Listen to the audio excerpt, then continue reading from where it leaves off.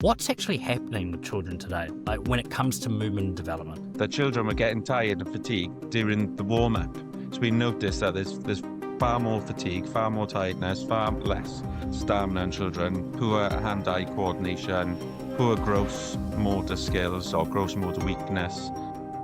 Welcome back to the first 7 years, brought to you by Footy Nippers. Today's episode is called The Movement Crisis Facing Children, because the reality is more and more children are growing up with less movement, less coordination and less confidence in their bodies. And that has a much bigger impact than people realise. This isn't just about sport. This is about confidence, behaviour, focus, and how children develop in those early years. Today, I'm joined by Nick Clement, who works closely with children in both education and activity-based programs and sees firsthand every single day the crisis that we're currently witnessing. Nick, it's great to have you on board. And before we dive in, I would really love for you to give us a bit of background on yourself and what you're going to be talking about today. Thanks, Jimmy. Yeah, so as you said, my name's Nick. I'm a primary school teacher. I was a primary school teacher for a decade here in Wales in the UK, in a very underprivileged area where I was dealing with behaviour issues on a regular basis. Quite extreme behaviour issues, being sworn at, hit, headbutted, all different kinds of things, arguments with parents. So one day I just had this clear vision that I just needed to hand in my notice. No plan, didn't have any idea what I was going to do. I knew that I could fall back on supply teaching. And then I noticed it was around the COVID time. So it was about 2022. So just coming out the end of COVID, that children were massively lacking in confidence. I had found cognitive brain therapy at the same time to help me deal with all the different issues that I had. So I created Chi Education, Confident Healthy Individuals, which is all about holistic education, so movement, performing arts, cognitive brain therapy, mindfulness. Did that for 2 or 3 years. Luckily managed to visit 50, 60 schools plus, working with the NHS. Then noticed there was a massive need for movement side of things.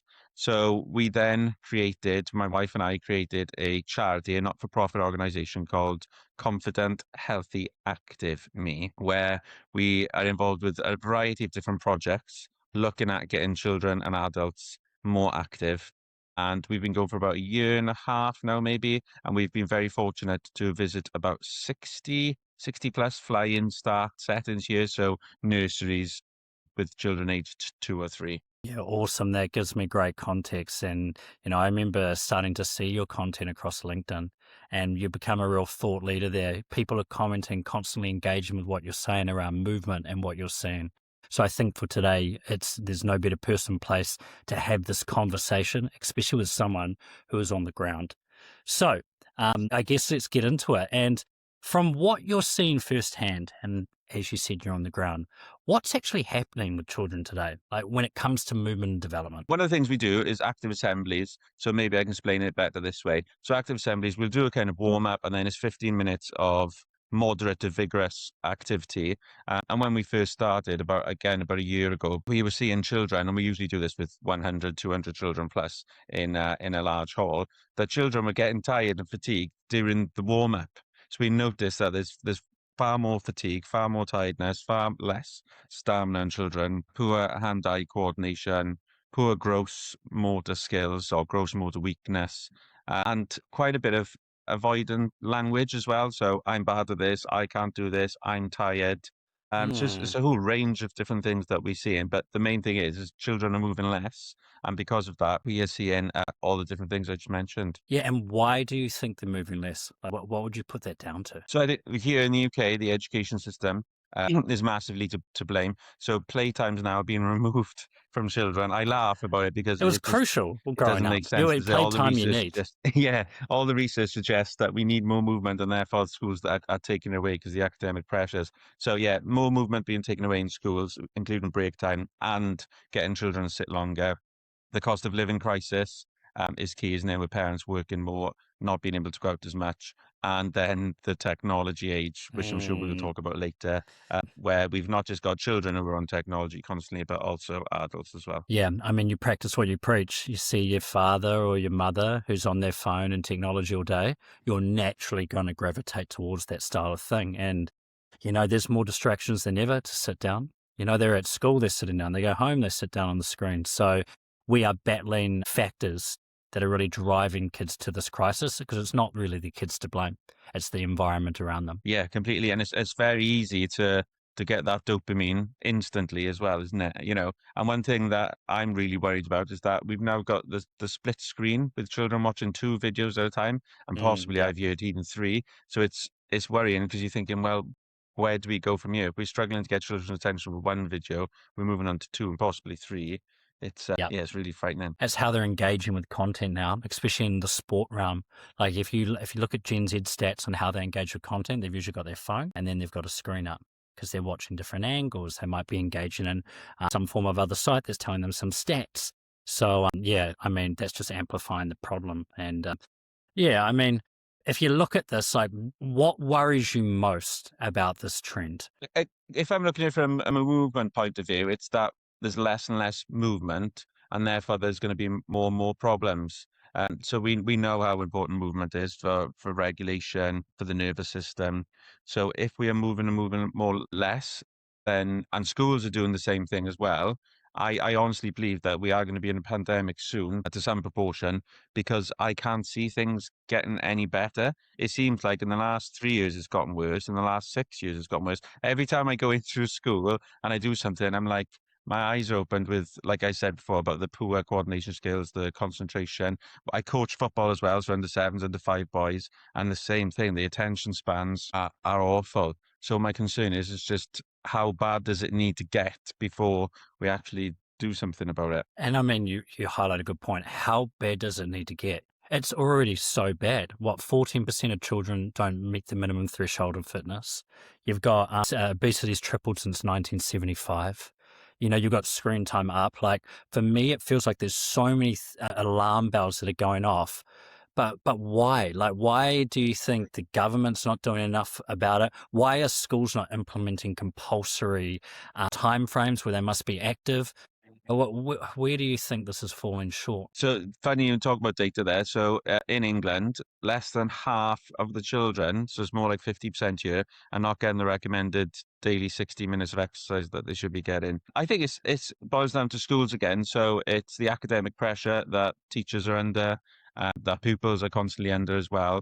As I said before, the cost of living crisis, the technology, it's all those different things combined, and it's changing the system. I think it was Elon Musk or somebody must have said that changing the education system in any country is one of the hardest things to possibly do. Yeah. We need to start small and make lots of small little changes that will hopefully have an impact before we start looking at the bigger pictures, because otherwise we won't end up doing anything. Yeah, you're right. And like, we look into it quite a lot with Footy Nippers. But like, from your opinion, what does movement do beyond physical fitness? Like, what are the benefits of movement for those kids up to 7 years old?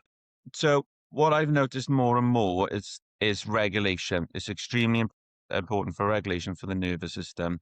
So it helps children find just the right energy to listen, learn, and to be able to cope.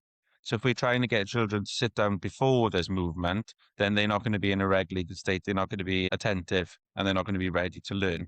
So that's a key one. And I think because of growing ALN, I don't want to call them labels, but you know what I mean. So you've got Yeah. ADHD, autism, etc.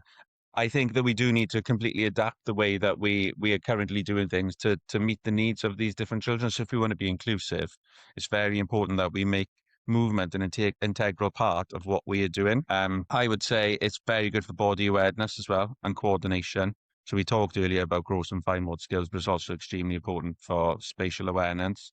Something that people don't tend to think about too much is also resilience. So that's why movement is Mm, so amazing, and sports of any kind is because you can fail, try again, fail, try again, fail, try again. While the yeah. education system, in my opinion, is very much built for tick, tick, tick, tick, tick, tick, and we want to get things Yeah. right all the time. But sport isn't like that. I agree. Ultimately, when you think about sport and movement, you're trying to bring out confidence that they will give things a go, confidence that if they get it wrong, they will try it again. And there's clearly a really big link between what movement does and does for behavior, learning, and confidence. And let's talk a little bit about some of the programs you've got. So you spoke about you go into an assembly, you get the kids moving for 15 minutes.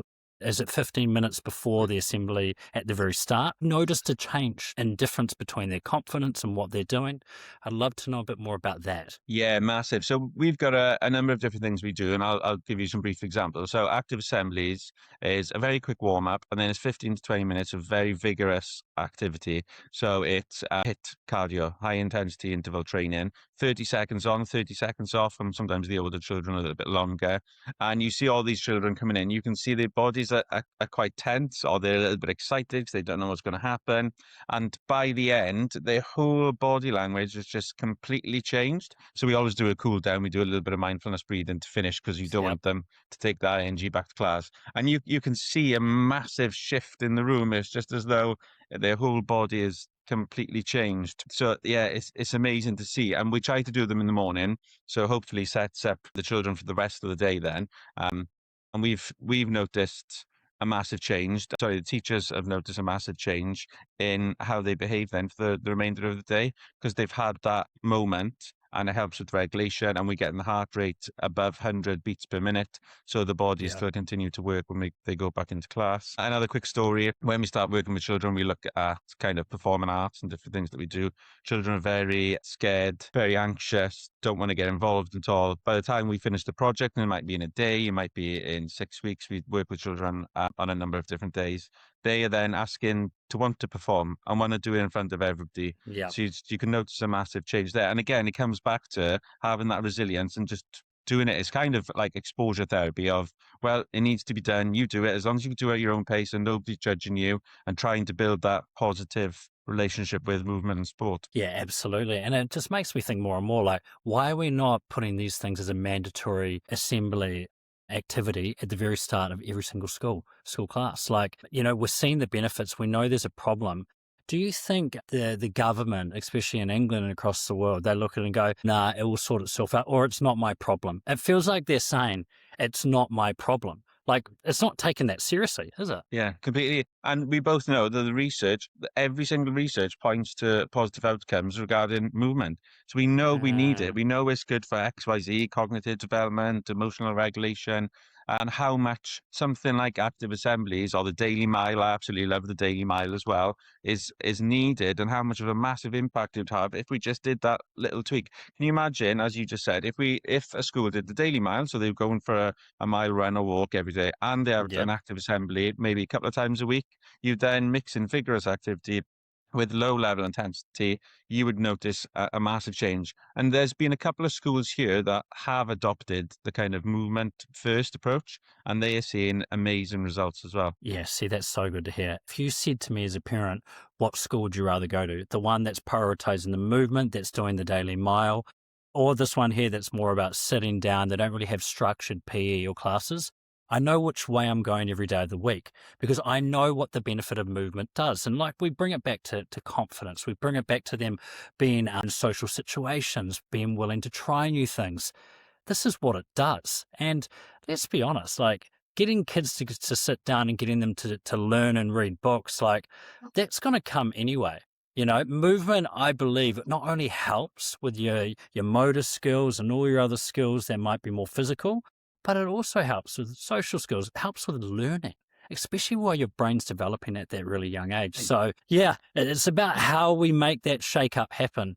And have you thought about how you're going to inflict this type of change? Yes, you're doing these programs, but who needs to see this style of content? Who needs to look at this and go, actually, there's a problem here. We need to change it. I think there's an amazing community on LinkedIn that I've now come be part of, and that's how we met. And there's more people from across the world that I'm constantly having daily meetings with, and it's so lovely to speak with like-minded people because it's like, oh wow, you see the same picture as I do. You can see the research suggests that we need to be doing it. So it's just making noise. So one thing that I've done is a petition in England, for example. I laugh again, is that England have £650 million a year to spend on pupil premium, so PE premium, so they can spend it completely on PE. All the schools get given So you're about talking about physical £16,000. education? Sorry, so PPE, Yeah, you physical said? education. Okay, cool. Yeah, Yep. so they can spend it on whether they want somebody to come in and do hockey, somebody to do different PE lessons, gymnastics equipment, anything they want. And Wales, we have zero. We have nothing at all. England, who are right next door to us, our neighbours, are getting that amount. We are getting nothing. So it's just making noise about things like that as well. To be like, okay, we need the finance to be able to do it. We need more research to be shared and for people to see it, the right people to see it. And we need people who are brave enough to say, right, we are going to implement more movement and take something away, which is extremely important, is that you can't add to teachers' workloads. We need to take something away first before we add. And we know that if we add movement, you're going to reap the benefits of it later academically anyway, if it's done right. Yeah, look, I completely agree. And like hearing that funding side of things, that's a dramatic difference from 0 to 650 million, whatever that figure was. And it makes me Yeah. think, so when we were researching for Footy Nippers how we want to relay the stories and get kids active, we spoke with a lot of teachers. And I asked specifically these teachers, hey, why are you not getting out there and doing certain classes? And how does that work? They don't have enough time. They're not paid to do that. They're paid to teach the kid. And then also some of the answers I got were, hey, no, they're running around during lunchtime. And it's like, yeah, well, I'm all about exploratory movement, right? I think that's a staple. Kids need to be able to walk in and be able to go and do whatever they want and explore. But when you really want to start to develop them, give them instructions, really get their imagination going, you've got to give them something else. So, I mean, if teachers are not willing to do that, that's fine. That then means that the government needs to start stepping up to go, we need to start funding programs that actually help solve this movement crisis. Do you agree with that? Yeah, completely. And I think it's a lack of confidence to deliver PE sessions as well. And it's always the first subject to go. So here when we have Christmas concerts, the first thing is lost. So in all of December and sometimes November, because of the weather here is quite bad in the UK, it's I lived there children for don't end 3 up. years. I know very well how bad that weather, and also New Zealand is quite similar, but yeah, no, sorry, I had to interrupt you there. Yeah. So yeah. So PE is the first thing to get to gone because the hall is in use for the different performances and practice. So but the hall is completely out of use. So it's prioritizing PE, as you said earlier, is making sure that we understand that PE actually is as important as academics, as phonics, as a number of other kind of interventions. And it starts with play. So, as you said, here in Wales, we are amazing at play. It's something that I'm really proud of that we are really good at.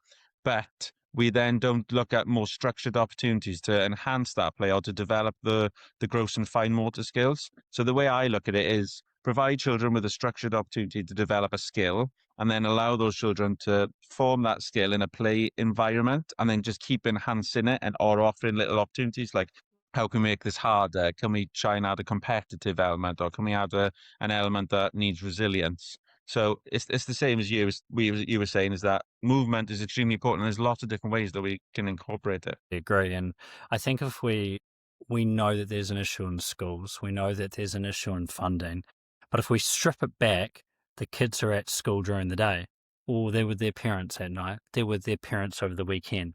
So what more can parents do to get their child moving? I think it goes back to developing healthy habits. We discussed this earlier. As you said, if you've seen your mum and dad constantly on their phone, constantly on their laptop, then you're gonna feel you want to do the same thing. It's start small. If you need to go out and just do a 5-10 minute walk, the dopamine levels will increase just from that short burst. So it's trying to get out more as much as possibly can. And if you can't because of the bad weather, I absolutely love balloons and beach balls. I Yeah. think they're an amazing way to develop positive relationships with movement and sports that allows parents not to get frustrated if they're throwing a rugby ball or a tennis ball at their child and their child's not able to catch it. Because I think sometimes the expectations we have are high and there's a lot of skill involved in actually catching a ball and throwing the ball because we could go into the intrinsics of it. But if you changed it to a balloon first, then you're building positive relationships with that child. The child's building positive relationships with sport and with movement and slowly moving on to a beach ball and then from a beach ball onto like a soft rugby ball or a harder ball and just little bits in the house, different little challenges that they can do with the beach ball or balloon. Can you pass it 5 times? Can you keep it up with 2 hands? There's tons and tons of videos out there. So I'd say, yeah, short bursts of movement as much as you possibly can. Get outside as much as you possibly can. Climb trees, go in rivers, do all the kind of risky play that you need to do that is just Yeah. should be called play and build positive relationships with your children by simplifying everything and making it easy because then it'll be a lot easier to do the hard stuff later as well. Love that. And like you made a point there around parents getting frustrated because they can't do something. Do you think that that is also an issue? Parents sit there and go, oh, I'm used to throwing a rugby ball around. Oh, they can't do it, so I'm not going to give it a go. Yeah, it's very easy for both parties to feel exactly the same thing. So I've got two boys, 5 and 7. My 5-year-old is amazing. He will listen to everything I say. He wants to improve his skills. He wants to improve his technique. My 7-year-old, complete opposite, thinks he knows it all, doesn't listen to any kind of advice, and it is extremely frustrating. So I'm trying to tell him little things that he can do to Yep. improve his performance, but I don't think he wants to improve his performance. So I've had that conversation with him. I've said, look, do you want to get better at what you want to do, or do you just want to do this for fun? And he says he wants to do it for fun, but because the younger child now is getting better than him, he's Yep. getting a bit frustrated as well. So I think he is going to change at some point. But it's being open, isn't it? It's having that conversation with your child. Do you want to get better? This is what you need to do. We need to do 10,000 repetitions of this to get mastery, or at least 400 on a regular basis daily. Or do you just want to have fun, and then we can have a bit more of a relaxed atmosphere? Let's dive into that. I like it. So what you're saying is lay out the expectation. So understand what they want to get from this. So if you just want to have fun, let's just throw the balloon and the beach ball around and off we go. Hey, no, are you really wanting to improve? I want to be the best I can be. Okay, this is what we need to do. Do you believe that is the approach? So it's like, yeah, I love what you've said before in that regard. Yeah, that's exactly it. So you've got to lay down the actual reality of it as well. As if you do want to get better, if you do want to be the best football player, rugby player, whatever it is, this is exactly what you need to do. And then we need to work backwards. So for me, with my youngest, he can't sit still. So we'll go outside, we'll do football drills, passing, and some things indoors as well with the beach balls. But we are constantly just doing that repetition, and I'll give him little tweaks constantly. And then with the older child, it's simply just going out, kicking the ball about, and just not giving him any kind of advice at all. 'Cause as soon as I do, he shuts down, and he sees it as me having a go at him rather than me Yeah. trying to be constructive criticism. So I think he really he finds criticism quite difficult. But it's not criticism as such. It's more like, oh, if you did this, you could improve. But some people, they're very different as well. You don't want to. Last thing you want to do is push your child to be better at something when they really don't want to be, because then they're going to be completely disengaged in a couple of years' time. Then they'll finish the sport. At what point do you think, like, because a lot of the kids are really young and some would argue they don't actually know what's right for them just yet. So, like, there's got to be I guess we need to strike a balance there and go, you might not want to do this, but this is going to be beneficial to you. How would you deal with your oldest kid knowing that, okay, he doesn't want to do this, but I know it's going to be helpful? Is there a medium balance there? How do you deal with that type of situation? Yeah, so we still have to go out and we still do a little bit of practice, because I've explained, look, even though you don't want to improve massively, we still need to practice. I said you still need to do little things, and very often. And it's just having that conversation with him and saying, look, eventually your friends who are practicing and doing more are going to overtake you, are going to be better than you. They're going to be Mm. faster than you. They're going to be stronger than you. They're going to have better coordination. They're going to score more goals. They might be in a better team eventually than you. So it's just being open and honest and saying, this is what's going to happen unless you do this. And as long as you're both fine with that, then that's completely fine. But hopefully at some point, I'm hoping, and I can see things starting to change a little bit now. He might say, oh, actually, I do want to just practice once more a week. And vice versa. If you've got the other child who constantly wants to practice and do things, it's always worth trying it. And then if they don't like it, you can always revert back to being fun anyway. This is great advice for parents, I reckon. Understanding that, every kid is different. So me and my brother, we were pretty competitive. I hated losing, right? So I'd do anything to win. And like you're probably seeing little things with your children right now. Like obviously one's picking it up more than the other. That could also be a confidence hitter for your eldest one. So how do you understand what they want to get out of it? If they're looking at the younger one going, no, I want to be doing that. Well, they know the reality of what they need to do because you've laid the expectation out at the very start.